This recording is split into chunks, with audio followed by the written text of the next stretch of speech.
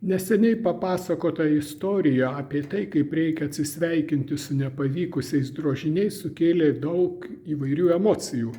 Tai šiandien tą istoriją pratęsėme. Vieni atsisveikino su ginklais, o aš atsisveikinu su drožiniais. Čia buvo tokia skulptūra, kurią išdrožiau prieš 44 metus, atvykęs į Varėną dirbti mokytojų profesinės technikos mokykloje. Ten pagrindinė profesija, kurią mes mokėme, buvo traktoristai. Tai čia toks jaunasis traktoristas su veržlių raktu ir knyga, su berete, kurias moksleiviams duodavo, ir su kombinezonu.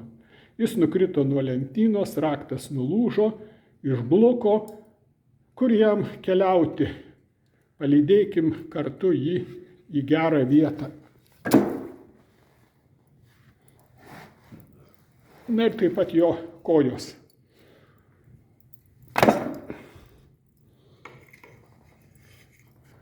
O čia dariau tokį kaušelį iš beržo gumbo, bet gumbas buvo nekokybiškas, yra skylučių, klijuoti neverta, padarysiu geresnių, tai irgi ten pat.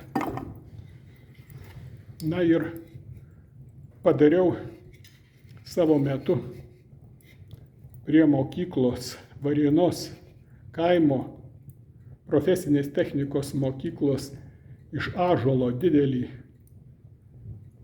drožinį, kur vienoj pusėje buvo labai panašus į tą prieš tai matytą jaunasis traktoristas, kitoj pusėje buvo jaunoji melžėja.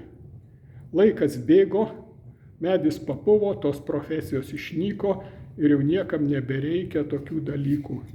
Tai irgi ten pat. Na va, keliaukit.